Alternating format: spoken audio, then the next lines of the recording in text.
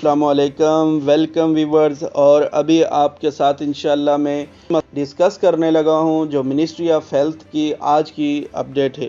Ministry of health نے آج بتایا ہے کہ پورے عمان میں 74 لوگوں میں کووڈ-19 کا مرض پایا گیا ہے، اور ان 74 لوگوں میں کتنے عمانی ہیں اور کتنے غیر ملکی ہیں یہ انہوں نے بتایا ہے کہ 39 لوگ عمانی ہیں اور 35 لوگ جو ہیں وہ غیر ملکی ہیں، خارجی ہیں، جن میں انڈین، بنگالی، بنگلہ دیشی اور پاکستانی کوئی بھی ہو سکتا ہے، بنگالی کہنے کے لیے سوری.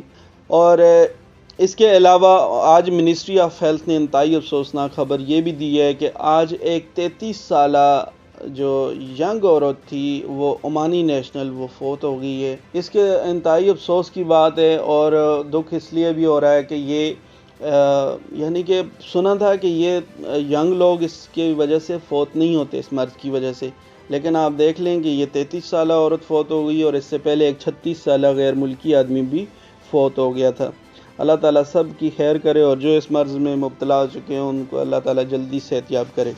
اب آج جو سٹیٹمنٹ میں انہوں نے واضح کیا ہے کہ 74 جو آج کے کیس ہیں ان کو ملا کے اب 2348 لوگ ٹوٹل عمان میں جو کووڈ-19 کا مرض ہے اس میں مبتلا ہیں، اور اب تک ان 2348 لوگوں میں سے 495 لوگ ہی ٹھیک ہو سکے ہیں. یعنی عمان میں ریکور ہونے والوں کی شرح بہت سلو جا رہی ہے. اللہ تعالیٰ سب کو جلدی صحت یاب کرے انشاءاللہ.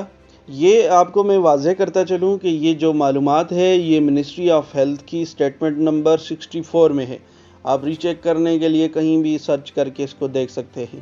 اس کے علاوہ انشاءاللہ آج منسٹر آف ہیلتھ نے پریس کانفرنس کی ہے، اس میں انہوں نے کچھ باتیں واضح کی ہیں، وہ انشاءاللہ آپ کے ساتھ ایک ویڈیو میں شیئر کروں گا.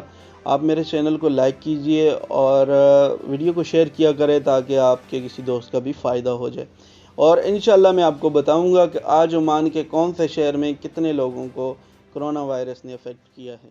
بہت شکریہ.